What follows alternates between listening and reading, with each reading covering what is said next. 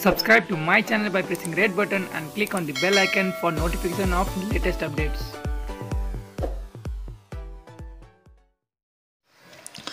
भारतले नेपाली भूमि कालापानी क्षेत्रमा सडक बनाएको भनेर देश तरङ्गित मात्र भएको छैन, सरकारले समेत आश्चर्य प्रकट गरेको छ।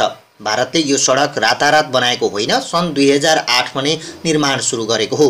नेपाली भूमिमा सयौं मजदुर र डोजर परिचालन गरेर 12 वर्षसम्म विदेशीले सडक खन्दा हाम्रा सुरक्षा र गुप्तचर संयन्त्र कहाँ थिए? तिनले के रिपोर्टिङ गरिरहेका थिए? सरकार के गरिरहेको थियो? स्वाभाविक प्रश्न उठेको छ। गुप्तचरीका लागि नै भनेर नेपालमा राष्ट्रिय अनुसन्धान विभाग छ, जहाँ नेपाल प्रहरीको उस्तै संरचना छ। प्रहरीको आइजिपी जस्तै मुख्य अनुसन्धान निर्देशक, एआइजी जस्तै अतिरिक्त मुख्य अनुसन्धान निर्देशकदेखि हवलदार र सिपाही तहसम्मका कर्मचारी छन्। यो संगठनमा अहिले 2200 कर्मचारी छन्। अनुसन्धान विभागका कर्मचारीका लागि तलब र प्रशासनिक खर्च बाहेक थप 5 करोड बजेट हुन्छ। यो खर्च विभागका हाकिमहरूले कुनै पनि सूचनाका लागि खर्च गर्न पाउँछन्, जसको विवरण उनीहरूले सरकारलाई पनि दिनु पर्दैन।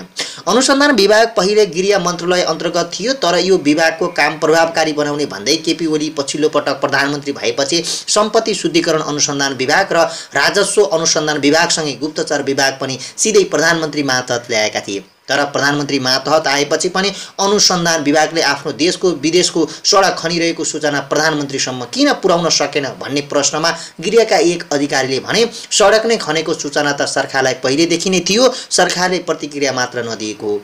उनले भने, तर राष्ट्रिय अनुसन्धान विभाग अहिले राष्ट्रिय सुरक्षाका लागि भन्दा पनि राजनीतिक स्वार्थका लागि प्रयोग हुने गरेको छ। सरकारमा जो छ उसले विपक्षीको सुराकी गर्न प्रयोग गर्छन्। राष्ट्रिय सुरक्षाका लागि सूचना सङ्कलन गर्ने चासो, सिप र मनोबल गुप्तचरका अधिकारीसँग बाँकी छैन, व्यक्तिगत सुराकीका रूपमा भने परिचालित हुन्छन्। अनुसन्धान विभाग बाहेक अन्य सुरक्षा संयन्त्रमा पनि गुप्तचर युनिट छ।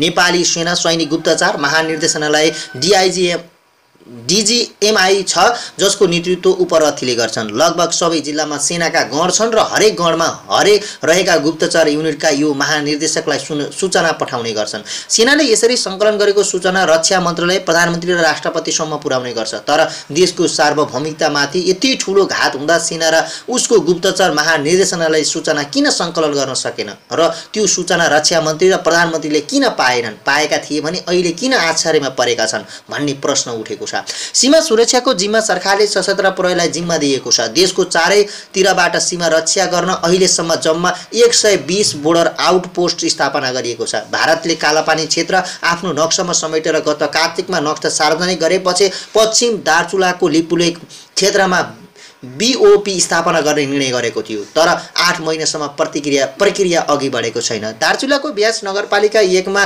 बीओपी स्थापना गर्ने निर्णय भए पनि पूर्वाधार नभएकाले पोस्ट राख्न नसकेको सशस्त्र प्रहरीका एक अधिकारीले बताउँछन्।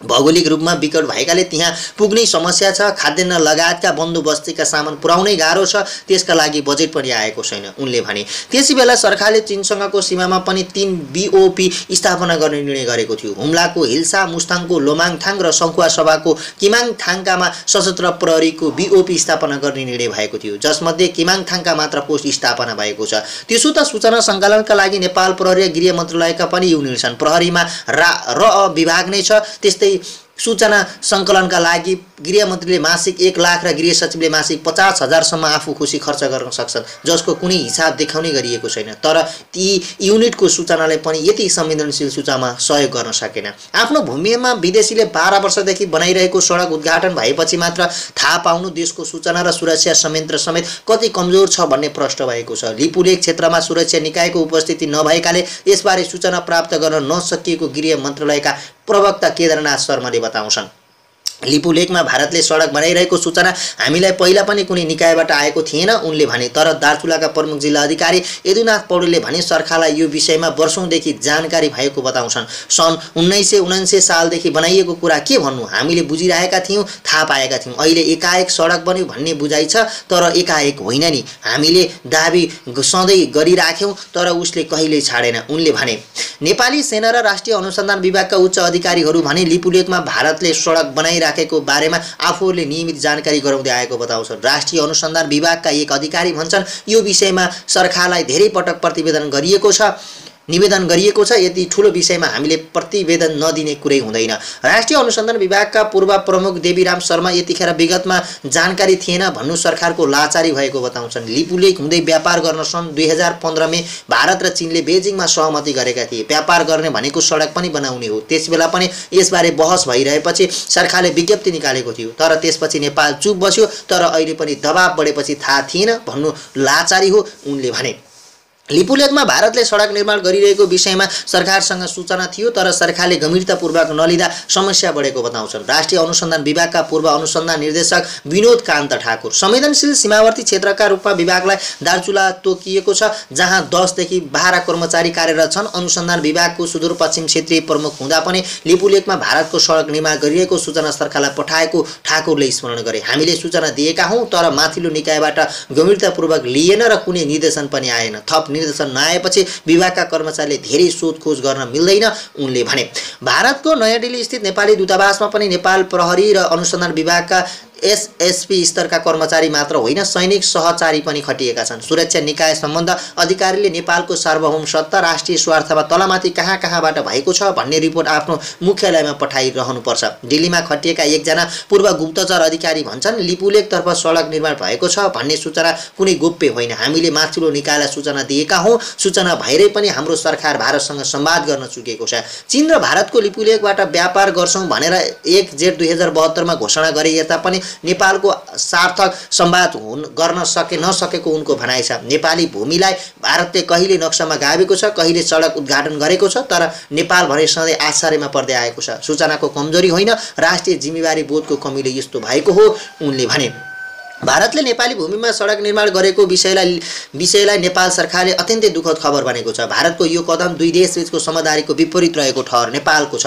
भारतका रक्षा मन्त्री राजनाथ सिंहले उत्तराखण्डको पिथौरागढदेखि नेपाली भूमि लिपुलेक जोड्ने सीमा सडक उद्घाटन गरेको भोलिपल्टै नेपाली परराष्ट्र मन्त्रालयले महाकाली पूर्वका लिम्पुवाधुरा कालापानी लिपुलेक नेपाली भूभाग रहेको प्रश्न पारेको छ। सन् 1816 को सुगौली सन्धि अनुसार लिम्पुवाधुरा कालापानी र लिपुलेक लगायतका काली नदी पूर्वका भूभागहरू नेपालका हुन् भन्नेमा नेपाल सरकारले पटक पटक स्पष्ट पार्दै आएकोमा यसपटक पनि जोड दिन चाहन्छ। परराष्ट्रले शनिबार जारी गरेको विज्ञप्तिमा भनेको छ, नेपाल सरकार दुई देशबीचको घनिष्ठ र मैत्री सम्बन्धको भावना राख्दै ऐतिहासिक सन्धि दस्तावेज तथा नक्साका आधारमा सीमा मुद्दाहरूको कूटनीतिक समाधान खोज्न प्रतिबद्ध छ। साथै पछिल्लो समयमा भारतले एकतर्फी जारी गरेको नक्साको जवाफमा गत 20 नोभेम्बरमा नेपालले कूटनीतिक नोट मार्फत भारतलाई जानकारी दिएको स्मरण पनि नेपालले गरेको छ। नेपाल सरकारले भारत सरकारलाई नेपालको भूभागभित्र यस्ता कुनै गतिविधि नगर्न पनि सचेत गराएको छ। लिपुलेकलाई द्विपक्षीय व्यापार मार्ग बनाउन सन् 2015 मे 15 मा भारत र चीनबीच सहमति भएको नेपालले विरोध गर्ने गरेको थियो। नेपालले त्यतिबेला भारत र चीनलाई बेग्ला-बेग्लै कूटनीतिक नोट पठाएर विरोध जनाएको थियो। नेपाल सरकारले दुई देशबीचको बाँकी रहेको सीमा समस्या कूटनीतिक माध्यमबाट सुल्झाउनु पर्नेमा जोड दिँदै आएको भए पनि विज्ञप्तिमा उल्लेख गरेको छ। नेपालले दुई देशका विदेश सचिवहरूको बैठकका लागि 2 पटक नीति प्रस्ताव गरेको र भारतीय पक्षबाट प्रतिक्रियाको प्रतिरक्षा भइरहेको पनि स्पष्ट पारेको छ। नेपाली भूमि लिपुलेकसम्म सडक खनेको भनेर नेपाल सरकारको औपचारिक विज्ञप्ति जारी गरेपछि भारतले पनि औपचारिक प्रतिक्रिया दिएको छ। यो विशेष समाधान गर्ने कोभिड-19 को महामारी नियन्त्रण भए लगत्तै दुई देशबीच परराष्ट्र सचिव स्तरीय वार्ता गर्न भारतले प्रस्ताव गरेको छ। भारतीय विदेश मन्त्रालयका प्रवक्ता अनुराग श्रीवास्तवले शनिबार विज्ञप्ति जारी गर्दै अहिले निर्माण भएको उद्घाटन भारतीय भूमिमा भएको दावी गरेका छन्। भारतीय भूभागको बाटो कैलाश मानसरोवर जाने भारतीय रुट पहिलेदेखि नै सञ्चालन रहेको उनले स्मरण गराएका छन्। पहिले त्यही बाटोलाई तीर्थयात्री, व्यापारी र पर्यटकहरूको सहजताका लागि निर्माण गरेका हौं विज्ञप्तिमा भनिएको छ। सीमा सम्बन्धी विषय दुई देशका औपचारिक कूटनीतिक संवाद मार्फत र नेपालसँगको निकट तथा मित्रवत द्विपक्षीय सन्धिहरूको भावना अनुसार समाधान गर्न भारत प्रतिबद्ध रहेको पनि विज्ञप्तिमा उल्लेख गरिएको छ। सत्तारूढ नेकपाका अध्यक्ष केपी शर्मा ओली र पुष्पकमल दाहाल प्रचण्डले शनिबार संयुक्त प्रेस वक्तव्य जारी गर्दै नेपाल र भारत सरकारलाई विगतका सहमतिका आधारमा कूटनीतिक तहमा सीमा सम्बन्धी संवाद थाल्न सुझाव दिएका छन्। भारतसँग राजनीतिक र कूटनीतिक तहमा संवाद गर्नुपर्ने उनीहरूको सुझाव रहेको छ। अहिले भारतले लिएको एकपक्षीय कदम दुई देशबीच शीर्ष तहमा भएको समझदारीका आधारमा वार्ताबाट सीमा विवाद समाधान गर्ने नेपालको बारम्बारको अनुरोधको विपरीत हो। अध्यक्ष दुईको वक्तव्यमा भनिएको छ, नेपाल कम्युनिस्ट पार्टी नेपाल सरकार र भारत सरकारलाई तुरुन्तै कूटनीतिक माध्यमबाट समस्या समाधानको पहल कदमी लिन आग्रह गर्न चाहन्छ। अध्यक्ष दुईले नेपाल सरकारले यस सम्बन्धमा लिएको कदमको स्वागत पनि गरेको छ। त्यस क्षेत्रमा भएको सडक निर्माण कार्य तत्काल रोक्न र यो विषयमा भविष्यमा थप जटिल हुनेतर्फ कुनै पनि यस्ता कार्य नगर्न नेकपा भारतलाई सुझाव दिन चाहन्छ। वक्तव्यमा भनिएको छ, कोरोना महामारी विरुद्ध संयुक्त रूपमा लड्नुपर्ने यस बेलामा भारतले सडक निर्माण गरेर उद्घाटन गर्नु दुःखद कार्य भएको पनि उसले उल्लेख गरेको छ। सार्वभौम समानता, भौगोलिक अखण्डता, आपसी सम्मान र हितका सिद्धान्तका आधारमा नेपाल र भारतबीचको सम्बन्ध हुनुपर्नेमा नेकपाले जोड दिएको छ। ऐतिहासिक दस्तावेजका आधारमा लिम्बुवाधुरा लिपुले कालापानी नेपाली भूभाग भएको समेत अध्यक्ष द्वयले जारी गरेको वक्तव्यमा उल्लेख गरिएको छ।